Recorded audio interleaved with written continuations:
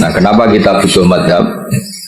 Kadang-kadang orang-orang ini mumpung ada rektor undip, kadang-kadang orang kampus tanya, agama Islam ini kan yang bawa Rasulullah SAW. Kita sepakat. Kenapa kita butuh madhab? Misalnya di kampus ya, ekonomi ya ada madhabnya, terus semua politik ya ada madhabnya. Jadi kenapa dalam beragama butuh madhab? Kalau tidak ada madhab, kita ini terjebak tekstualis. Tapi kalau ada madhab, ini ada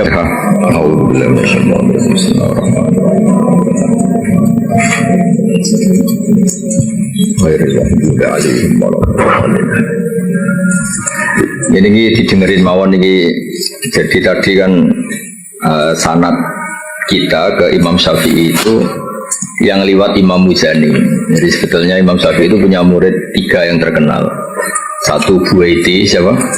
Buaiti, 2 Muzani, 3 Robi. Cuma kebetulan yang mentadwin, yang membukukan, mendokumentasi itu namanya Imam Muzani. Sehingga sanad-sanad fikih kita ke Imam Syafi'i itu lewat Imam Muzani.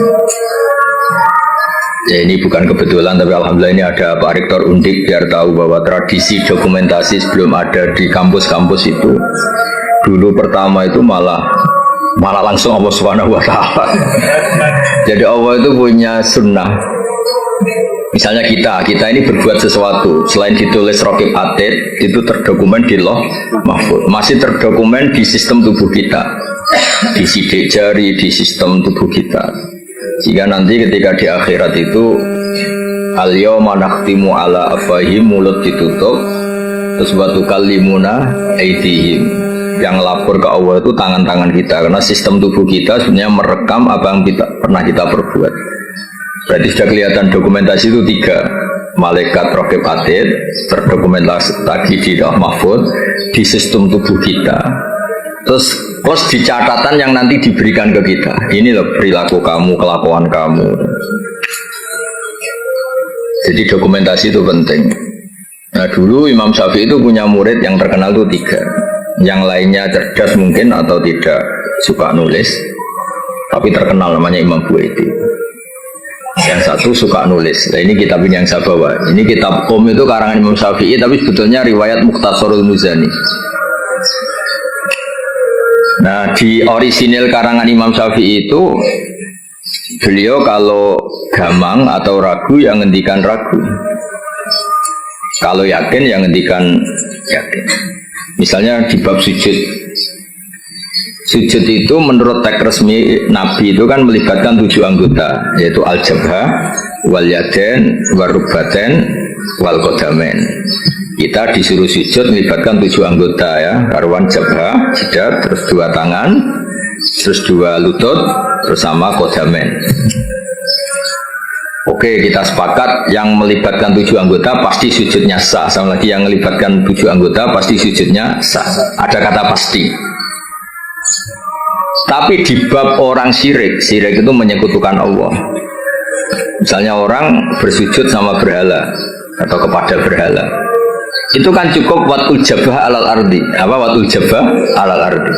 Tidak harus melibatkan 7 anggota. Artinya nggak bisa dibalik. Oh syaratnya syirik itu nak sujud yang berhala melibatkan 7 anggota, kan tidak ada. Cukup watul jabah. Sehingga Imam Syafi'i ngendikan jangan-jangan sujud yang pakai watul jabah saja sudah sah. Sebab teks resmi ketika Nabi sujud itu munajatnya begini, sajadalah kawatji, apa? Sajadalah kawatji lilladzi khalaqahu wa sawwarahu wa syaqqa sam'ahu. Jelas di situ Nabi hanya ngendikan sajadah wajhi. Jadi kalau sujud gini, emangnya Mas Syafi'i ragu. Apa itu sebagai bukti bahwa sujud itu untuk sah cukup watul jabah. Tapi tentu yang disepakati adalah melibatkan 7 anggota. Yang hanya jabah itu mukhtalaf. Ya ini contoh-contoh apa? Contoh-contoh kecil ya dari. Jadi makanya ini karangan Imam Muzani itu selalu redaksinya qala Syafi'i qala Syafi'i. Terus waqala fil imla in aqama ala syai'in. Imla itu beliau kalau ngendikan, kalau dulu kan nggak ada rekaman, nggak ada video, jadi beliau ngendikan itu terus ditulis. Nggak ditulis, ngendikan yang ditulis itu bahasa Arabnya diimla.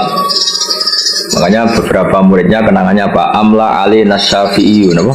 Amla alina Syafi'i. Fatwa ini diemlakan oleh Imam Syafi'i. Beliau ngendikan, kemudian murid-muridnya mendokumentasi, itu namanya imla. Ya, jadi supaya sampai tambah tahu apa asal usul mazhab Syafi'i. Ya, jadi, nah kenapa kita butuh mazhab? Kadang-kadang orang-orang ini mumpung ada rektor undip, kadang-kadang orang kampus tanya, agama Islam ini kan yang bawa Rasulullah SAW. Kita sepakat. Kenapa kita butuh mazhab? Misalnya di kampus ya, ekonomi ya ada mazhabnya, terus semua politik ya ada mazhabnya. Jadi kenapa dalam beragama butuh mazhab? Kalau tidak ada mazhab, kita ini terjebak tekstualis. Tapi kalau ada mazhab, ini ada pemaknaan ulang yang kadang ini lebih luas. Ya misalnya yang kita mudah memahami, misalnya begini. Jika adzan Jum'ah sudah dikumandangkan, maka wadarul bai', tinggalkanlah perdagangan, jual beli. Bai' itu jual beli. Tentu ini misalnya Pak Rektor Udip sedang ngajar, saya ada jual beli kok, saya pas ngajar, berarti gak apa-apa dong saya ada ke masjid. Oh saya ada jual beli tapi rokokan, saya ada jual beli main HP. Nah berkahnya madzhab ini terurai. Maknanya jual beli adalah sesuatu yang menghalangi kamu datang ke masjid. Jadi ba' itu berarti apa? Mutlaku mani'in. Apa mutlaku mani'in? Apa saja menghalangi kamu dari datang ke masjid itu namanya ba'. Kamu berpikir ba' di sini maknanya adalah apa? Pengganggu orang datang ke masjid. Maka main HP ya pengganggu, makan ya pengganggu, tidur, aktivitas lainnya. Jika kata ba' kemudian menjadi makna umum, tinggalkan sesuatu yang menghalangi Anda dari datang ke masjid. Nah kenapa Allah menyebut ba'? Kebetulan saat itu peristiwanya itu ba'. Itu kan mirip misalnya saya bilang ke santri, "Cung, nak ono kecelakaan tolong. Kalau ada anak kecelakaan tolong."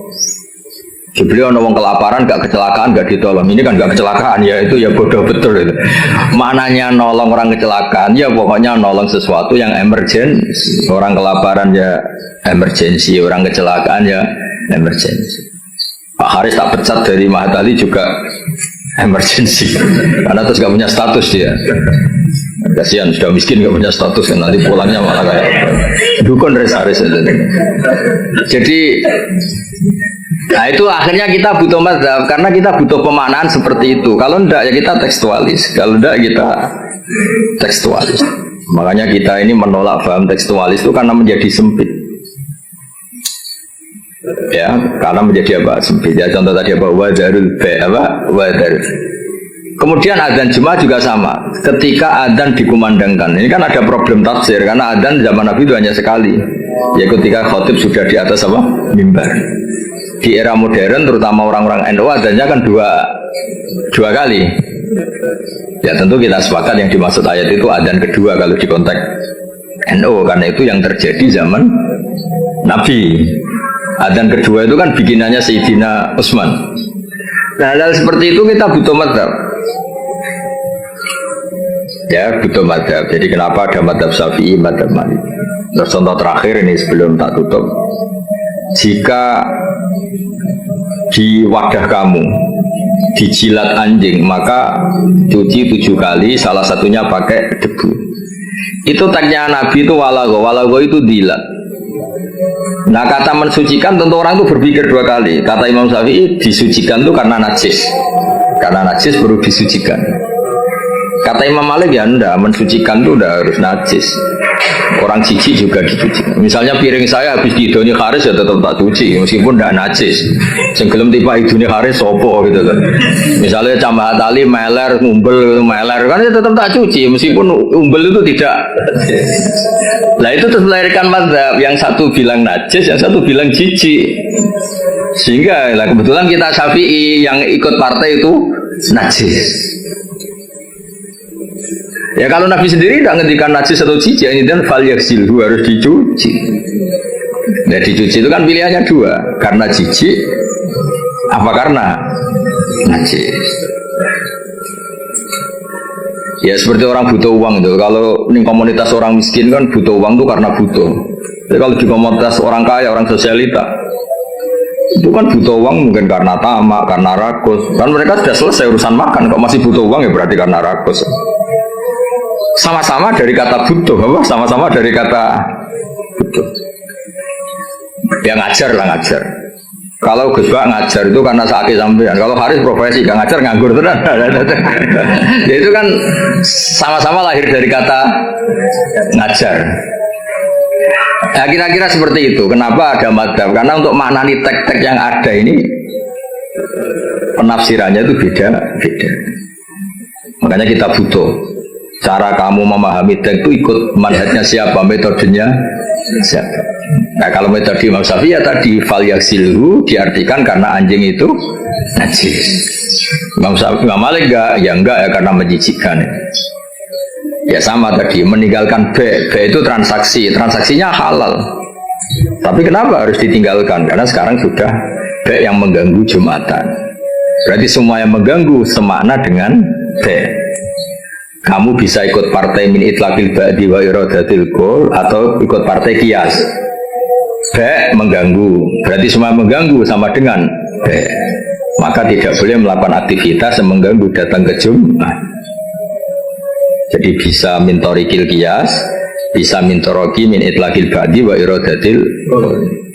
Atau tidak pakai itu semua, pakai nurani model Jawa kan raiso mikir. Raiso mikir ya, raiso mikir. Tapi justru raiso mikir malah barokah karena terus ngerti. Nah api Jumatan itu ojo dagangan. Mesti dia paham ojo dagangan itu ojo melakukan sesuatu yang mengganggu. Ya itu kan otomatis ya sama misalnya. Kalau ada tamu kasih makan. Keimangan toh, kayak mobil sereten. Maknanya keimangan kasih sesuatu yang tamu ini menjadi nyaman. Termasuk kebutuhannya ya mungkin minum, tisu atau apalah.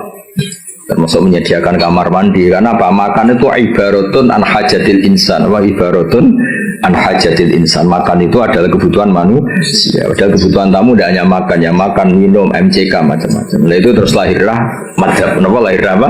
Madzhab. Terus di Balaghah disebut min itlaqil ba'di wa iradatil qul. Makanya Quran sering bilang Allah itu suka waruka'is sujud. Masa iya sholat hanya rukuk dan sujud?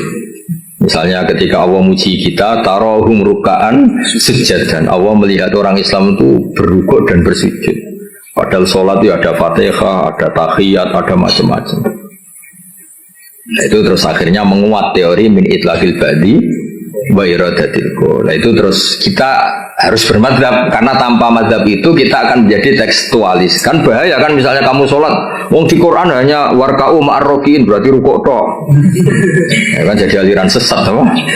Sudah kere sesat yang malah bingung gitu. Ya jadi itu apa bentuk penghormatan kita pada madzhab Syafi'i. Jadi memang kenapa kita kan kadang-kadang orang-orang sebagian orang itu berpikir Islam ya Islami Rasulullah ngapain sih bermadzhab? Itu memang orang nggak pernah ngaji. Bermadzhab itu kebutuhan logis ya, bermadzhab itu kebutuhan logis. Kayak bernegara pun butuh penafsiran. Demokrasi terpimpin apa demokrasi liberal apa sistem republik apa kerajaan. Kan nggak mungkin kita bernegara kemudian tanpa apa madzhab. Kita harus mengikuti salah satu madzhab dari cara bernegara. Kebetulan kita republik misalnya, tidak monarki. Ya sama memaknai teks-teks dalam Quran kita butuh apa? Madzhab. Kalau tidak ya tadi terjebak dalam tekstualis atau kejumutan macam-macam. Ya ngoten nih sebagai penghormatan kula teng basal teng buyut-buyut kula ngantos wong utamaken teng kajen ngono kuwi nggih mbah kula buyut-buyut kula. Jadi rasa GR Pak Haris, Gus Pak nak ambek aku gelem sesat itu GR.